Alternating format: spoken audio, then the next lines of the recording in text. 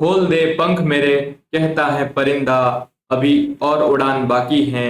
जमीन नहीं है मंजिल मेरी, अभी पूरा आसमान बाकी है। नमस्कार, स्वागत है आप सभी का एक बार फिर से नॉरसेट वाईफाई के इस ऑनलाइन वीडियो प्लेटफॉर्म पर। और आज हम डिस्कस करेंगे एक बेहद ही इम्पोर्टेंट टॉपिक जिसका नाम है ब्लड ट्रांसफ्यूजन। ब्लड क्या होता है, ट्रांसफ्यूजन क्या होता है, ट्रांसफ्यूजन प्रोसेस क्या होती है, ब्लड के कौन से कंपोनेंट्स को ट्रांसफ्यूज किया जाता है, क्या क्या उनके कॉम्प्लिकेशंस होते हैं, और मोस्ट इंपॉर्टेंट थिंग कि प्रीवियस एग्जाम पेपर में इस टॉपिक में से क्या क्या क्वेश्चन आ चुके हैं और फ्यूचर में क्या क्या क्वेश्चन बनने की प्रोबेबिलिटी है। इन सबको line by line upon discuss करेंगे, तो बने रहना वीडियो के अंत तक। और अपन शुरू करते हैं word to word. First word अपना जो इस टॉपिक का है वो है ट्रांसफ्यूजन। देखिए, बेसिकली ट्रांसफ्यूजन जो है वो दो वर्ड से मिलके बना है। First is the fusion and second जो है that is the trans. Fusion का बेसिक मीनिंग अगर समझे तो इसका मतलब होता है मिक्स करना, फ्यूज करना। और इसके आगे जोड़ा है ट्रांस, और ट्रांस का मतलब होता है एक से दूसरे में, वन टू अनदर। अगर कोई चीज एक से निकाल के दूसरे में मिक्स की जाती है तो बेसिकली अपन उसको ट्रांसफ्यूजन कहते हैं। और यहाँ ट्रांसफ्यूजन हो रहा है ब्लड का, इसलिए इसको ब्लड ट्रांसफ्यूजन नाम दे रहे हैं अपन। और ब्लड क्या होता है, बेसिकली ब्लड एक कनेक्टिव टिश्यू है, and more correctly in a word we can say it is a false liquid connective tissue. ये एक तरह का फाल्स लिक्विड कनेक्टिव टिश्यू है, और इसी को ही अपन ट्रांसफ्यूज करने का प्रोसीजर अभी पढ़ेंगे। तो इससे पहले अपन थोड़ा सा ब्लड के बारे में ब्रीफ इंट्रोडक्शन जान लेते हैं कि ब्लड में कौन कौन से कंपोनेंट होते हैं जिनको ट्रांसफ्यूज किया जाता है। तो बेसिकली जैसा कि अपन ने बताया कि ब्लड जो है वो एक लिक्विड कनेक्टिव टिश्यू है, और इसके दो मेन कंपोनेंट होते हैं। First one is the blood cells. और ब्लड सेल आप सभी ने पढ़ रखी होगी, अपन बहुत लोअर स्टैंडर्ड से ये पढ़ते आ रहे हैं कि ब्लड में तीन टाइप की सेल होती है। First one is the RBC, second is the WBC, and third ones are platelets. ये तीन टाइप की सेल होती हैं, और इन तीनों की ही कमी या खराबी से इन तीनों को सेपरेट सेपरेट अपन ट्रांसफ्यूज करते हैं। सेकंड ब्लड का कंपोनेंट आता है that is the plasma. Plasma basically दो कंपोनेंट्स का बना होता है। First one is the water, और प्लाज्मा के अंदर वाटर अराउंड 90% तक होता है। सेकंड प्लाज्मा में होता है सॉलिड्स, और ये 10% के अराउंड होते हैं। अब प्लाज्मा में जो इंपॉर्टेंट चीज पाई जाती है that is the plasma proteins. और ये प्लाज्मा प्रोटीन बेसिकली तीन होते हैं, तीन प्रोटीन्स। और इन तीनों प्रोटीन्स का अलग अलग फंक्शन होता है बॉडी में। First one is the albumin, जो बॉडी में ऑन्कोटिक प्रेशर मेंटेन करने का काम करता है। Second one is the globulin, जो इम्यूनिटी देता है। And third one is the fibrinogen, जो ब्लड को क्लोट करने में या ब्लड को क्लोटिंग हीमोस्टेटिस में हेल्प करता है। तो ये सब कंपोनेंट हैं ब्लड के, और इन्हीं कंपोनेंट के अकॉर्डिंग ट्रांसफ्यूजन कई तरह का हो सकता है। जैसे कि अपन इन सभी कंपोनेंट को अगर ट्रांसफ्यूज करते हैं तो वो कहलाता है होल ब्लड ट्रांसफ्यूजन। अगर अपन ब्लड सेल्स की बात करें तो ओनली आरबीसी, ओनली डब्ल्यूबीसी और ओनली प्लेटलेट्स का भी ट्रांसफ्यूजन कर सकते हैं। प्लाज्मा का भी ट्रांसफ्यूजन होता है, और ये बेसिकली दो टाइप का होता है, अपन आगे पढ़ेंगे। First is the fresh frozen plasma, and second one is the cryo precipitate.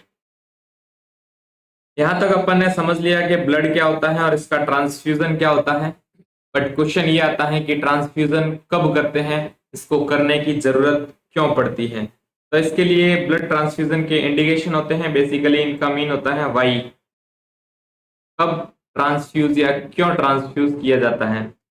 तो दो कंडीशंस देखने को मिलती हैं। फर्स्ट, व्हेन ब्लड लॉस अकर होता है बॉडी में।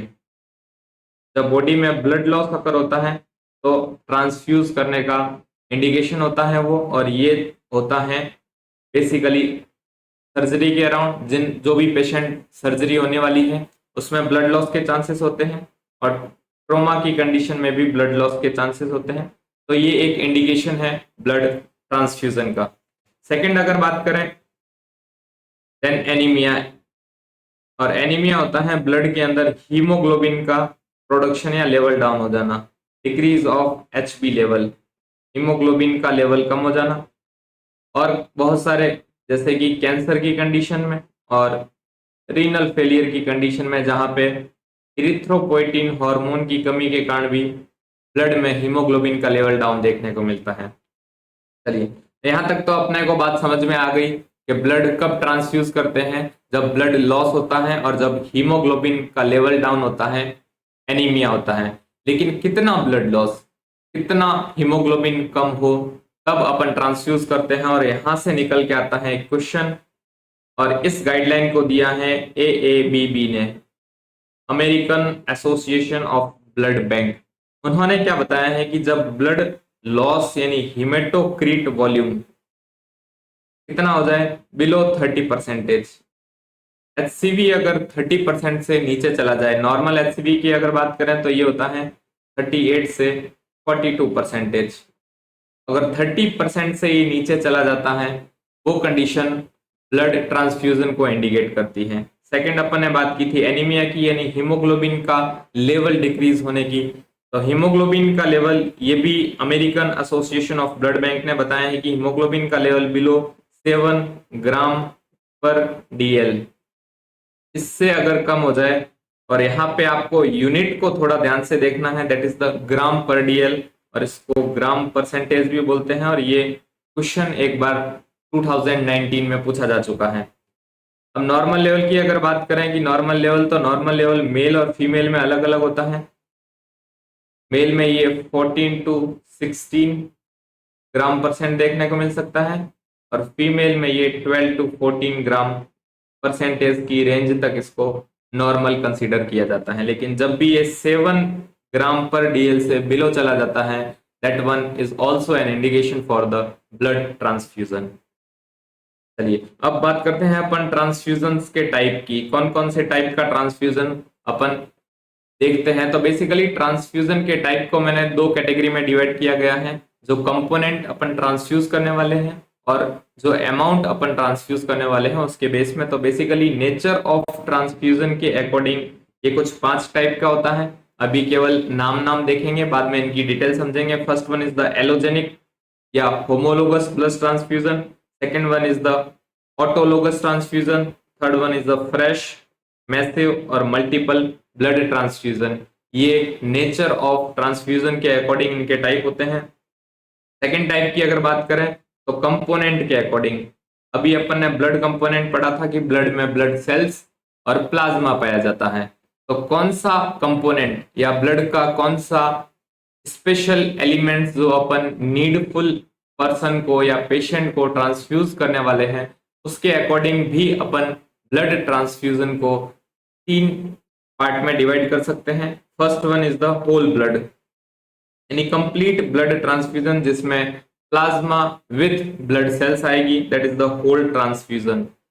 सेकंड आता है इसमें ब्लड सेल्स का ट्रांसफ्यूजन, तीनों सेल्स जैसे कि आरबीसी, डब्ल्यूबीसी और प्लेटलेट, इन तीनों को भी सेपरेट सेपरेट नीड के अकॉर्डिंग अपन ट्रांसफ्यूज कर सकते हैं, तो वो कहलाता है ब्लड ट्रांसफ्यूजन। इसमें आरबीसी को पीआरबीसी ट्रांसफ्यूजन कहते हैं, basically PRBC, WBC and platelets का ट्रांसफ्यूजन। थर्ड आता है that is the plasma, blood का जो प्लाज्मा पार्ट होता है उसको भी अपन ट्रांसफ्यूज करते हैं, क्योंकि ब्लड में प्लाज्मा प्रोटीन्स पाई जाती हैं और उन प्रोटीन का बॉडी में स्पेशल फंक्शन होता है। तो इन प्रोटीन्स की कमी के डिजीज के कंडीशंस में अपन प्लाज्मा से रिलेटेड एलिमेंट्स को या कंपोनेंट को ट्रांसफ्यूज करते हैं। और ये 2 टाइप का होता है, fresh frozen plasma and second one is the cryoprecipitate. क्या होती है इनकी डिटेल, वन बाय वन अपन चेक करते हैं। और इसी सीरीज में अपन फर्स्ट डील करते हैं नेचर ऑफ कंपोजिशन के अकॉर्डिंग, नेचर ऑफ ट्रांसफ्यूजन के according, that is the allogenic या homologous blood transfusion. Basically allogen या होमोजेनिक जो वर्ड है वो यूज लिया जाता है जेनेटिकली सेम स्पीसीज। क्या वर्ड बोला मैंने, जेनेटिकली सेम स्पीसीज, जो वैज्ञानिक रूप से समरूप जातियां हैं, लाइक ह्यूमंस। तो एक ह्यूमन का ब्लड दूसरे ह्यूमन में ट्रांसफ्यूज करना,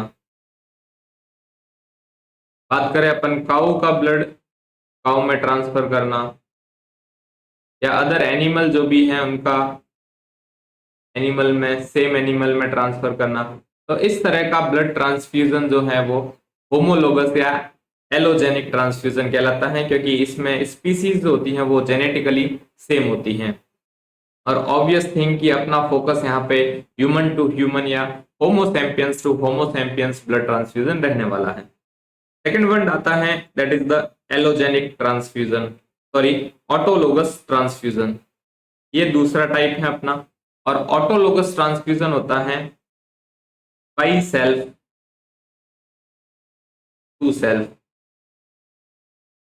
खुद का ब्लड खुद के लिए। मान लो कोई एक्स पेशेंट है, उससे पहले ब्लड अपन ने कलेक्ट कर लिया और उसके बाद वापस उसी पेशेंट को उसी का ब्लड अपन ने ट्रांसफ्यूज कर दिया, that is the autologous blood transfusion. इसके भी दो टाइप होते हैं, preoperative and perioperative. Perioperative में भी अपन intraoperative and postoperative conditions देखते हैं, लेकिन ये आपके लिए इंपॉर्टेंट बात नहीं है, ज्यादा डिटेल में हो जाएगा। इसको सिंपली अपन ऐसे समझ सकते हैं कि patient blood collected and re infuse to self later as needed.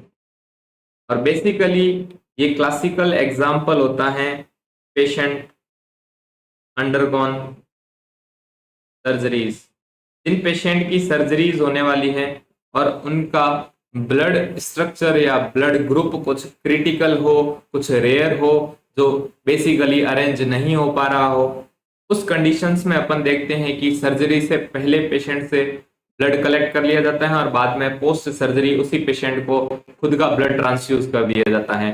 Peri operative transfusion autologous क्या होते हैं, बेसिकली इंट्रा ऑपरेटिव, यानी चलती हुई सर्जरी के दौरान पेशेंट की साइड से जो भी ब्लड ड्रेन हो रहा है उसको कलेक्ट किया जाता है और ट्रांसफ्यूज किया जाता है। And post operative autologous blood transfusion, जहां पे सर्जिकल साइट्स जो भी हैं पोस्ट ऑपरेटिवली वहां पे एक ड्रेन कनेक्ट किया जाता है, उस ड्रेन से जो भी ब्लड कलेक्ट होता है उसको बाद में प्रोसेस्ड करके वापस पेशेंट को ट्रांसफ्यूज कर दिया जाता है।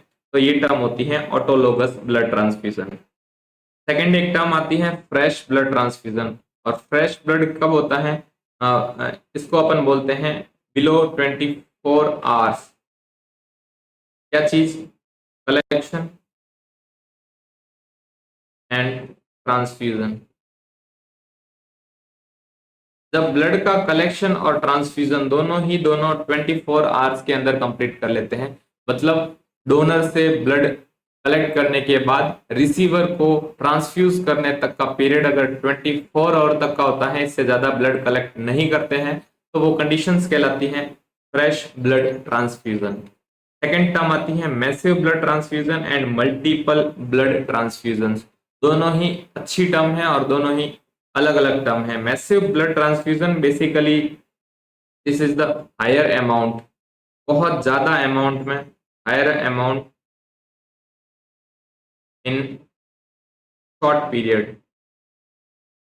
अगर अपन कम समय में शॉर्ट पीरियड में अगर बहुत ज्यादा अमाउंट में ब्लड ट्रांसफ्यूजन कर देते हैं, जहां पे अपन बात करें अगर 8 से 10 यूनिट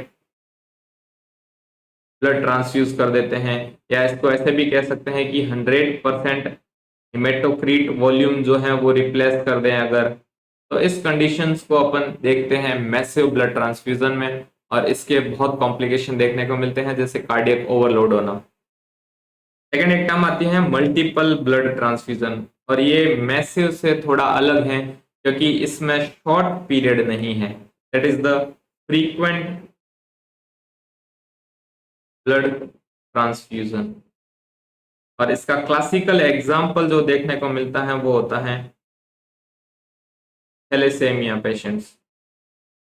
जो थैलेसीमिया से सफर कर रहे होते हैं पेशेंट, उनको हर 8-10 दिन में, हर वीक में, हर सेकेंड वीक में 3 to 4 unit every second week, तो ये कंडीशन बेसिकली कहलाती है मल्टीपल, बार बार ब्लड ट्रांसफ्यूज करना, that is the multiple blood transfusion. तो ये कुछ टाइप हो चुके हैं यहाँ पे ब्लड ट्रांसफ्यूजन के, जो अपन ने देखे हैं according to the nature of transfusion. अब अपन बात करेंगे according to the component of transfusion और वन बाय वन इन सबको डील करेंगे। सबसे पहले अपन डील करेंगे पीआरबीसी यानी पैक्ड रेड ब्लड सेल्स का ट्रांसफ्यूजन। देखिए PRBC transfusion whole blood transfusion से थोड़ा सा ही अलग है, बाकी सब चीजें सेम होती हैं इसमें। इसमें पीआरबीसी का जो पोर्शन होता है वो थोड़ा ज्यादा होता है, और इसी को ही बेसिकली कंप्लीट ब्लड ट्रांसफ्यूजन या होल ब्लड ट्रांसफ्यूजन का सिनोनिम्स भी कहते हैं। आरबीसीज की ट्रांसफ्यूज करने की रिक्वायरमेंट कब होती है, तो बेसिकली ये इंडिकेशन होता है एनीमिया में, और मैं बता चुका हूं आपको बिलो द 7 ग्राम परसेंटेज। जब हीमोग्लोबिन का लेवल इससे नीचे चला जाता है, इससे डाउन हो जाता है, तो उस कंडीशंस में अपन पैक्ड आरबीसीज का ट्रांसफ्यूजन करते हैं। अब अपन बात करते हैं कि डोनर ब्लड बैग की, तो उसमें 250 ml पैक्ड आरबीसीज होती हैं और 50 ml उसमें प्रिजर्वेटिव ऐड किया जाता है पर यूनिट।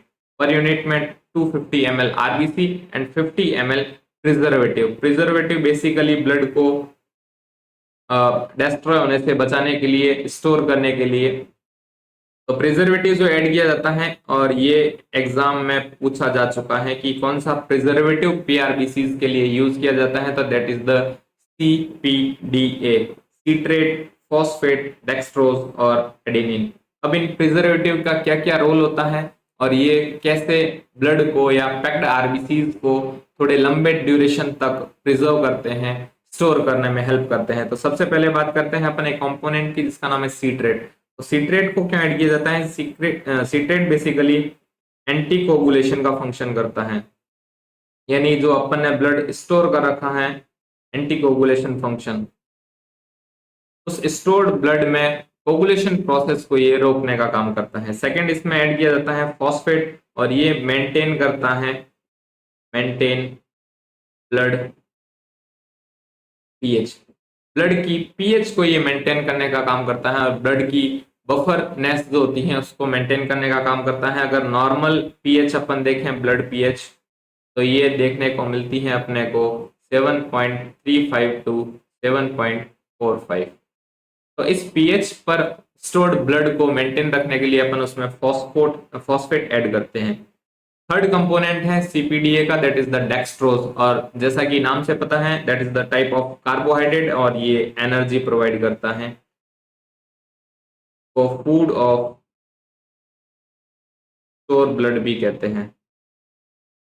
ये स्टोर ब्लड का फूड होता है। और लास्ट जो चौथा कंपोनेंट ऐड किया जाता है दैट इज द एडेनिन, और ये एक केमिकल कंपोनेंट है जो ब्लड स्टोर्ड ब्लड में एटीपी सिंथेसिस करता है, that is the synthesis of ATP. और ये एटीपी जो ब्लड सेल्स हैं, आरबीसीज जो हैं, उनमें एनर्जी प्रोवाइड करने का काम करती है। तो ये प्रिजर्वेटिव ऐड किया जाता है। पहला अपन ने देखा कि पैक्ड ब्लड सेल्स ट्रांसफ्यूज करने की नीड क्या होती है, जब भी पेशेंट्स के अंदर हीमोग्लोबिन का लेवल 7 ग्राम परसेंटेज से बिलो चला जाता है, तो ये ट्रांसफ्यूज करते हैं। ट्रांसफ्यूजन में क्या क्या कंपोनेंट होते हैं, तो ट्रांसफ्यूजन बैग में 250 ml आरबीसीज होती हैं, 50 ml उसमें प्रिजर्वेटिव ऐड किया जाता है। और ये आरबीसी के लिए, हर अलग अलग ब्लड सेल्स के लिए, प्लाज्मा के लिए अलग अलग प्रिजर्वेटिव होंगे, जिनको अपन आगे डिस्कस करेंगे। बात करें पीआरबीसी, तो इसके लिए जो प्रिजर्वेटिव यूज लिया जाता है that is the CPDA, citrate phosphate dextrose and adenine. अब इस प्रिजर्वेटिव को ऐड करने के बाद अपन कितने दिनों तक ब्लड को स्टोर कर सकते हैं, ये भी इंपॉर्टेंट क्वेश्चन है, और ये एग्जाम में आ चुका है। That is the 35 to 42 days तक अपन ब्लड को स्टोर कर सकते हैं, लेकिन उस स्टोरेज के लिए टेम्परेचर जो होता है वो 2 to 6 डिग्री सेल्सियस होना चाहिए, और ये भी एग्जाम में क्वेश्चन बन चुका है। एक स्पेशल पॉइंट है, अगर अपन पैक्ड आरबीसीज को फ्रीज करके रखते हैं, जमा के रखते हैं, तो उनको 10 साल, जी हाँ 10 साल तक अपन पैक्ड आरबीसीज को फ्रीज करके स्टोर कर सकते हैं। लेकिन अगर 2 to 6 डिग्री जो नॉर्मल रेफ्रिजरेटर टेम्परेचर है, उसमें अपन केवल और केवल 35 टू 42 डेज, और अगर सिंगल डिजिट में क्वेश्चन आए तो दैट इज द 35 डेज तक अपन स्टोर करके रख सकते हैं। बात करें अपन इसके ट्रांसफ्यूजन टाइम की, अगर एक बार अपन ने ब्लड बैग या आरबीसी का बैग ब्लड बैंक से इश्यू करवा लिया है तो कितनी देर में अपन उसको पेशेंट में ट्रांसफ्यूज कर सकते हैं। तो बेसिकली 20 से 30 मिनट बाद जब पैक्ड आरबीसी का जो टेम्परेचर होता है, जो 2 to 6 डिग्री सेल्सियस अपन ने रखा है उसको, उससे जब वो रूम टेम्परेचर या बॉडी टेम्परेचर आती है तो 20 से 30 मिनट उसमें खर्च हो जाते हैं क्रॉस मैच करने में। उसके बाद अपन ट्रांसफ्यूज कर लेना चाहिए। मिनिमल 20 मिनट्स में ट्रांसफ्यूजन स्टार्ट कर देना चाहिए और ये 2 to 4 आवर में कंप्लीट ट्रांसफ्यूजन कर देना चाहिए पेशेंट को। यानी जब भी ब्लड बैंक से पीआरबीसी इशू होती है विद इन 4 आवर पेशेंट को ट्रांसफ्यूज कर देनी चाहिए और ये मस्ट कंडीशन है। बात करें अगर ऐसी कंडीशन हो गई जिसमें अपन ट्रांसफ्यूज नहीं कर पाए, आइदर टाइम का कुछ अल्टरेशन हो जाए, अपन ने रेंज की बात की है 2 से 4 ओवर की, और एक डिजिट पूछे तो 3 हार इसका आंसर जाता है सिंगल डिजिट में। तो अगर अपन 2 हार से पहले ट्रांसफ्यूजन कंप्लीट कर दें या अपन बियॉन्ड द 4 आवर भी नहीं कर पाए तो ऐसी सिचुएशन में क्या कंडीशन देखने को मिलती है, इस पे डिस्कस करते हैं। फर्स्ट अपन डील करते हैं लेस देन 2 आवर। अगर 2 आवर से कम समय में पूरा का पूरा आरबीसी ट्रांसफ्यूज कर दिया तो इससे एक कंडीशन राइज हो जाती है, that is the cardiac overload. Body में कम टाइम में इतना फ्लूड, एक्सेस फ्लूड जो होता है वो ट्रांसफ्यूज करने की वजह से जो हार्ट पे फ्लूड को पंप करने का लोड है वो बेसिकली बढ़ जाता है और इसी को कहते हैं कार्डियक ओवरलोड होना। और ये रिस्क फैक्टर है। इसके साथ साथ किसी पेशेंट को अगर रीनल फेलियर हो रखा है, किसी पेशेंट को अगर कार्डियक फेलियर हो रखा है तो ये इस ओवरलोड की कंडीशंस को, इस ओवरलोड के कॉम्प्लिकेशंस को और ज्यादा प्रॉम्प्ट बना देते हैं, पेशेंट्स को और ज्यादा प्रोन बना देते हैं।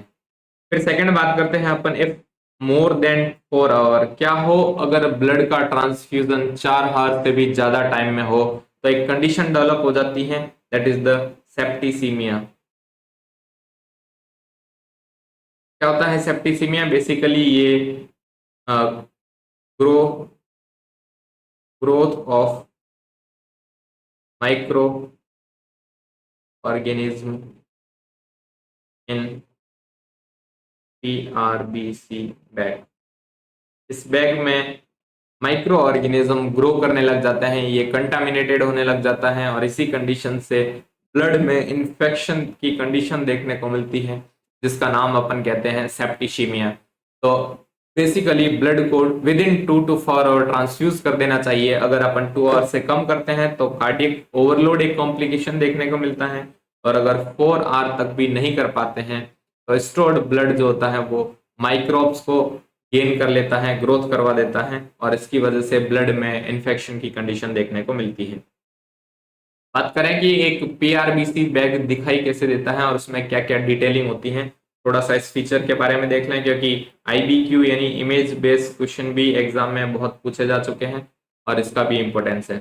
वन बाय वन बात करें तो इसमें सबसे पहले आपको ये 2 पाइप दिख रहे होंगे, 2 ट्यूबिंग्स दिख रही होगी। फर्स्ट ट्यूबिंग जो होती है ये कलेक्शन में काम आती है, जब डोनर ब्लड डोनेट करता है तो ब्लड कलेक्शन के लिए ये फर्स्ट जो है वो कलेक्शन ट्यूब काम आती है। सेकंड ट्यूब आती है कलेक्शन के बाद सैंपल लेने के लिए।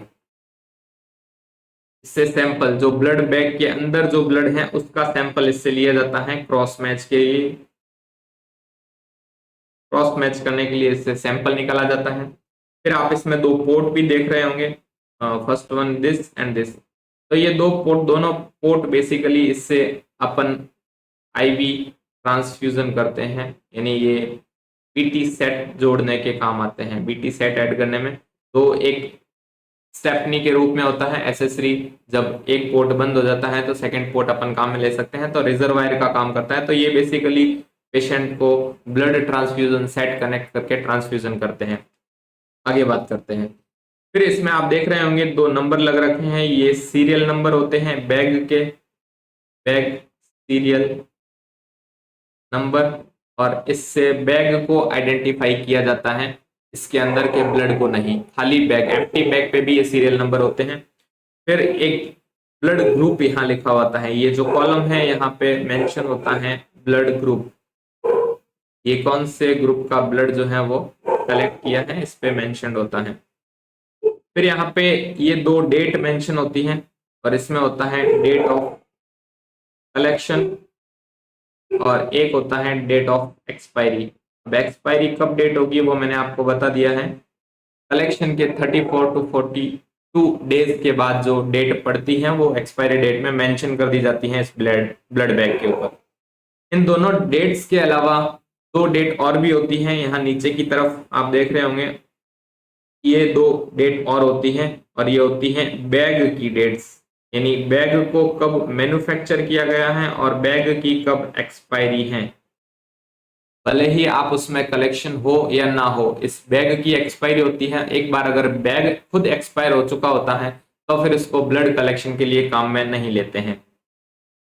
फिर अपन बात करते हैं इसमें क्या खास बात होती है, तो इसमें इस ट्यूबिंग्स पे नंबर लिखे होते हैं, ये नंबर आप देख रहे होंगे और ये नंबर जो ट्यूब पे डले होते हैं ये नंबर होते हैं ट्यूब नंबर। और जब ब्लड क्रॉस वेरीफाई किया जाता है ट्रांसफ्यूजन के लिए और क्रॉस वेरिफिकेशन, जब ब्लड ट्रांसफ्यूजन अपन पेशेंट को करते हैं तो उसके क्रॉस वेरिफिकेशन के लिए इस ट्यूबिंग्स के सीरियल नंबर को भी अपन वहां फाइल में मेंशन करते हैं, इसको भी यहाँ चेक करते हैं। तो बेसिकली ये डिटेल्स प्रिंटेड होती हैं पीआरडीसी पैक के ऊपर। अब अपन बात करते हैं कि ब्लड ट्रांसफ्यूजन का आउटकम क्या देखने को मिलता है, और यहाँ पे एक स्पेशल पॉइंट बनता है कि अपन ने किसी पेशेंट में कंडीशन देख ली कि ब्लड लॉस हुआ है, 30% हिमेटोक्रीट डाउन हो चुका है और हीमोग्लोबिन की अगर बात करें तो 7 ग्राम परसेंटेज से बिलो अगर हीमोग्लोबिन का लेवल जा चुका है तो डॉक्टर ने उसको प्रिस्क्राइब कर दिया है कि 1 यूनिट पीआरबीसी आप ट्रांसफ्यूज कर दीजिए। बट ट्रांसफ्यूजन से पेशेंट को क्या आउटकम मिलेगा, एक यूनिट बैग या एक यूनिट ब्लड के ट्रांसफ्यूजन के बाद उसमें कितना क्या इंप्रूवमेंट देखने को मिलेगा, बेसिकली वो अपन चेक करते हैं। तो कंडीशन के हीमोग्लोबिन का लेवल कितना बढ़ेगा एक यूनिट ट्रांसफ्यूजन के बाद और हिमेटोक्रीट का लेवल कितना बढ़ेगा एक यूनिट ट्रांसफ्यूजन के बाद। सबसे पहले आपको टाइम याद रखना है कि ट्रांसफ्यूजन के कितने टाइम बाद आप ये सैंपल ब्लड का पेशेंट से कलेक्ट करेंगे और उसमें चेक करेंगे कि क्या आउटकम निकला है। तो एक ट्रांसफ्यूजन के बाद लगभग 4 to 6 आवर बाद आप सैंपल कलेक्ट करेंगे ब्लड सैंपल, और उसमें ये चेक करेंगे जिस पेशेंट को अपन ने ट्रांसफ्यूज किया है उसकी basically CBC complete blood count करवा के ये चेक करेंगे कि जो अपन ने एक यूनिट ट्रांसफ्यूज की है उसके क्या आउटकम हुए हैं। तो एक यूनिट ब्लड ट्रांसफ्यूजन से जो हीमोग्लोबिन है वो 1 ग्राम परसेंटेज इंप्रूव होता है एक यूनिट के ट्रांसफ्यूजन से। और बात करें अपन हिमेटोक्रीट की तो अराउंड 3 to 4% हिमेटोक्रीट का लेवल HCV बढ़ जाती है एक यूनिट पैक्ड ब्लड आरबीसीज के ट्रांसफ्यूजन के बाद। तो ये बेसिकली इसका ट्रांसफ्यूजन होता है और ये इंपॉर्टेंट है। कब चेक करेंगे, ये क्वेश्चन बन चुका है कि एक पेशेंट को ब्लड ट्रांसफ्यूज कर चुके हैं अपन, कितने देर बाद अपन उसका सैंपल लेके ये चेक करेंगे कि ट्रांसफ्यूजन का जो आउटकम है वो क्या रहा है। ये हो गई आरबीसीज की बात। और सेकंड ब्लड ट्रांसफ्यूजन की बात करें अपन डब्ल्यूबीसी की बात, कि डब्ल्यूबीसी को कब ट्रांसफ्यूज किया जाता है। डब्ल्यूबीसी बेसिकली अपने शरीर में सोल्जर्स का काम करती है जो इन्फेक्शन से first line defence second line defence होता है। First line defence is the skin and second one is the डब्ल्यूबीसीज। अब डब्ल्यूबीसीज को ट्रांसफ्यूजन करने की कब नीड पड़ती है, क्या जरूरत है, तो उसका इंडिकेशन है ल्यूकोसाइटोपिनिया, यानी डिक्रीज काउंट ऑफ डब्ल्यूबीसी। ठीक है, बात समझ आ गई कि जब भी डब्ल्यूबीसी का काउंट कम होगा तो अपन डब्ल्यूबीसी का ट्रांसफ्यूज करेंगे। लेकिन नॉर्मल काउंट होता कितना है, तो अपन बात करते हैं नॉर्मल काउंट की। तो नॉर्मल काउंट होता है 4 to 11,000 पर क्यूबिक एमएम।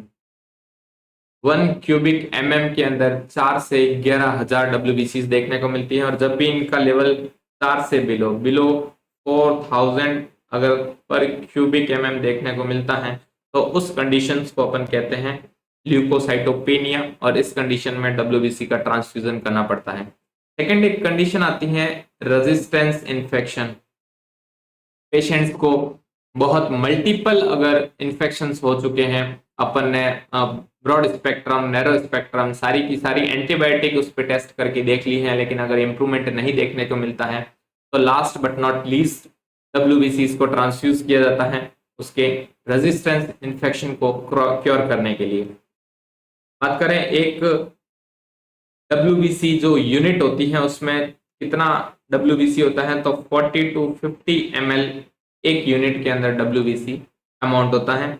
इसके स्टोरेज की बात करें तो डब्ल्यूबीसी को 24 आवर तक ही स्टोर कर सकते हैं, और ये क्वेश्चन आ चुका है कि डब्ल्यूबीसी को कितने टाइम तक स्टोर कर सकते हैं। बेसिकली इसको स्टोर नहीं किया जा सकता, क्योंकि लॉन्ग टाइम तक स्टोर करने से इस डब्ल्यूबीसी की जो इम्यून डिफेंस पावर होती है, जो माइक्रो ऑप से लड़ने की जो पावर होती है, वो बेसिकली रिड्यूस हो जाती है। इसलिए इसको fresh collect and fresh transfuse किया जाता है। स्टोरेज टर्म थोड़ी सी वियर्ड है इस डब्ल्यूबीसी के साथ, क्योंकि 24 our is the fresh collection and fresh transfusion, और 24 आवर तक एक बार कलेक्ट करने के बाद इसको 2 to 8 डिग्री सेल्सियस यानी नॉर्मल रेफ्रिजरेटर टेम्परेचर पे इसको स्टोर करते हैं।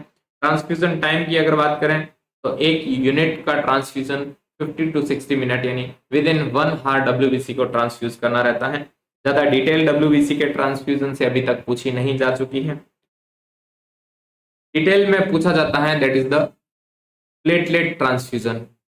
ये थर्ड टाइप की ब्लड सेल्स होती हैं जो ब्लड में देखने को मिलती हैं, दैट इज द प्लेटलेट। और इसका इंडिकेशन कब प्लेटलेट को ट्रांसफ्यूज करते हैं, तो प्लेटलेट का ट्रांसफ्यूजन करते हैं अपन थ्रोम्बोसाइटोपिनिया की कंडीशन में। पीनिया, जब भी किसी वर्ड के पीछे पीनिया लगता है, एनीमिया, थ्रोम्बोसाइटोपिनिया, ल्यूकीमिया, तो इसका मतलब होता है डिक्रीज द काउंट, इसका काउंट डिक्रीज हो गया।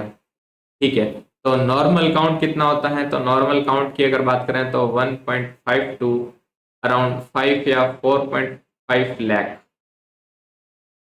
1.5 टू 5 लाख तक इसका काउंट होता है पर क्यूबिक एमएम, ये भी सेम यूनिट रहेगी।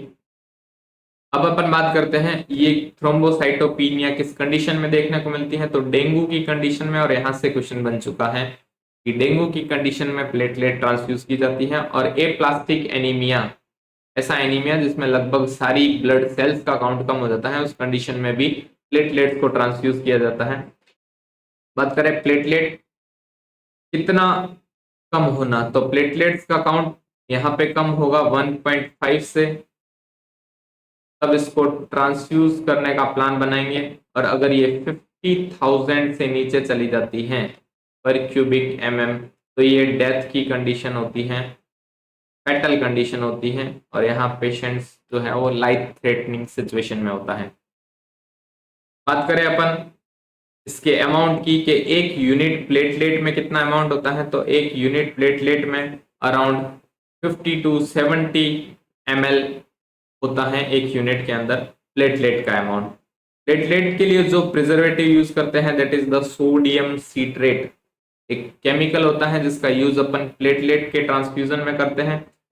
एडिशनली याद रखना कि पीटीआईएनआर का सैंपल लेते टाइम भी अपन सोडियम सीट्रेट वाइल का यूज करते हैं बेसिकली, और ये एक ब्लू टॉप वाइल होती है। सोडियम सीट्रेट अगर वाइल की अगर बात करें तो ये ब्लू टॉप होती है, इसमें यानी ब्लू टॉप वाली वाइल के अंदर सोडियम सीट्रेट मिक्स होता है। यहाँ अपन सोडियम सीट्रेट बैग में मिक्स करेंगे प्लेटलेट ट्रांसफ्यूजन वाले, तो ये बेसिकली इसका प्रिजर्वेटिव होता है। और आरबीसी का प्रिजर्वेटिव अपन ने पढ़ा था सीपीडीए।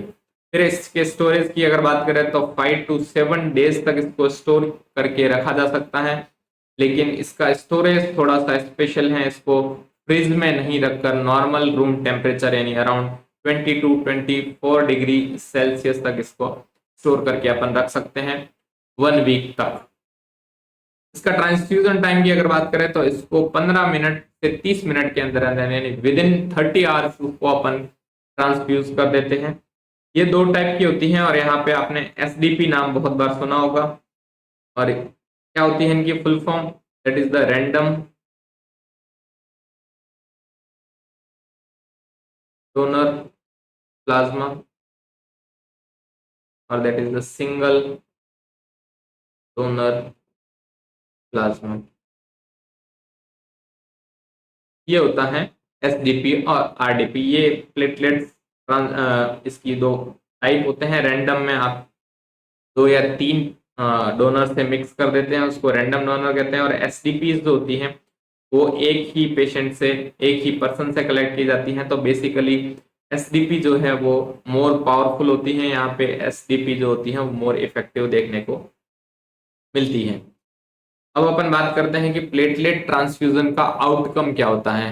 प्लेटलेट को ट्रांसफ्यूज करने के बाद क्या इंप्रूवमेंट देखने को मिलता है। तो first is the prevent bleeding from puncture side, क्योंकि प्लेटलेट्स का फंक्शन होता है ब्लड क्लॉटिंग में या हीमोस्टेसिस में।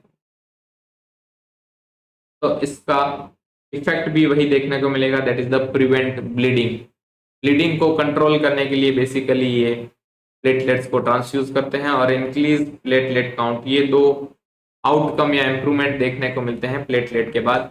ये एक बैग होता है, प्लेटलेट ट्रांसफ्यूजन बैग ऐसा दिखता है, और ये एक आरबीसी कलेक्शन का बैग था। अब ये एक इमेज बेस्ड क्वेश्चन बन सकता है कि प्लेटलेट को स्टोर करके, यानी रूम टेम्परेचर पे, ऐसा नहीं है कि अपन किसी भी रैक में, किसी भी अलमीरा में रख देने वाले हैं, नहीं। रूम टेम्परेचर मेंटेन करने के लिए भी एक स्पेशल डिवाइस होती है जो प्लेटलेट्स को स्टोर करने के लिए यूज में ली जाती है, दैट इज द एजिटेटर। और ये है एजिटेटर का इमेज जहां पे ये बैग स्टोर करके रखे जाते हैं। अब अपन बात करते हैं ब्लड प्लाज्मा ट्रांसफ्यूजन की। अभी तक अपन 3 कंपोनेंट के बारे में पढ़ चुके हैं। First is the RBC, WBC and platelets, और होल ब्लड, यानी इन सबका मिक्स ब्लड। होल ब्लड से अपन थोड़ी सी पॉइंट डिस्कस कर लें, दैट इज द 350 ml जो होता है वो होता है पर यूनिट में, और इसको भी अपन 2 to 6 डिग्री सेल्सियस पर स्टोर करते हैं। बाकी सब लगभग पीआरबीसी से सेम डिटेल्स इसमें देखने को मिलती हैं। थर्ड पॉइंट जो अपन कंपोनेंट के अकॉर्डिंग ट्रांसफ्यूजन में डिस्कस करेंगे, दैट इज द प्लाज्मा का ट्रांसफ्यूजन, और इसमें फ्रेश फ्रोजन प्लाज्मा और क्रायोप्रेसिपिटेट प्लाज्मा। देखिए 2 टाइप का प्लाज्मा ट्रांसफ्यूजन किया जाता है, और प्लाज्मा ट्रांसफ्यूजन बेसिकली उस प्लाज्मा में पाई जाने वाली प्रोटीन्स और उनके फंक्शंस की कमी के कारण किया जा सकता है। जैसे एल्बुमिन का ट्रांसफर अपन बेसिकली ऑन्कोटिक प्रेशर या एडिमेटस पेशेंट्स में करते हैं। ग्लोबुलिन का ट्रांसफर जो पेशेंट इम्यूनिटी जिनकी वीक हो जाती है, आपने कोविड वायरस में प्लाज्मा बैंक सुने होंगे, प्लाज्मा डोनेशन सुना होगा कि कोविड पेशेंट्स जो रिकवर हो चुके हैं उनका प्लाज्मा डोनेट करो, क्योंकि उसमें ग्लोबुलिन प्रोटीन होता है जो इम्यूनिटी से रिलेटेड होता है। और third one is the fibrinogen या क्लोटिंग प्रोटीन होती है। तो क्लोटिंग फैक्टर्स की डेफिशिएंसी में भी प्लाज्मा का ट्रांसफ्यूजन किया जाता है। तो 2 तरह की प्लाज्मा आती है, first is the fresh frozen plasma और cryoprecipitate. Basically fresh frozen plasma is overall plasma. इसमें प्लाज्मा के सारे clotting factor, albumin, globulin, water and solid, सारा कुछ मटेरियल जो कंपोनेंट प्लाज्मा का होता है वही इसमें होता है। इसमें all protein factors and proteins पाए जाते हैं। और फ्रेश फ्रोजन प्लाज्मा को अपन किस कंडीशन में ट्रांसफ्यूज करते हैं, एल्बुमिन की डेफिशिएंसी में, maintain oncotic pressure and haemophilia B and C की कंडीशन में इसको ट्रांसफ्यूज करते हैं।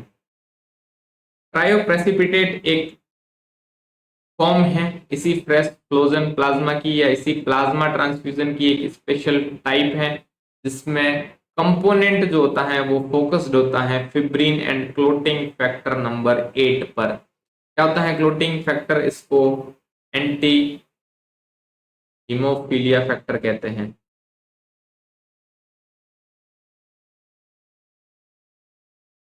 इसको क्लोटिंग फैक्टर नंबर 8 को।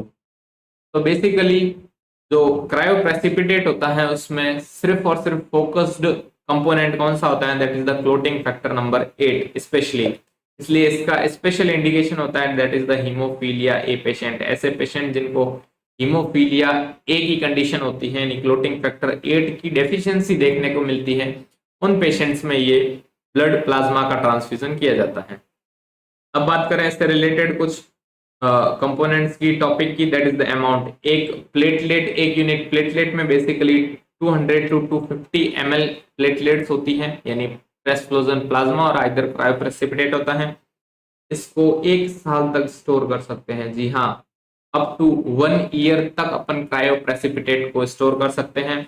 और ये स्टोरेज का जो टेम्परेचर होता है वो होता है -20 degree Celsius to -40 degree Celsius, यानी -20 डिग्री सेल्सियस और -20 डिग्री सेल्सियस से। आपको एक और स्टोर की बात अगर याद आए, इसमें और क्या स्टोर करते हैं, तो इसमें पोलियो वैक्सीन को भी स्टोर करते हैं। यानी पोलियो वैक्सीन का स्टोरेज टेम्परेचर और इसका स्टोरेज टेम्परेचर जो है बेसिकली सेम होता है, -20 टू -40 डिग्री सेल्सियस।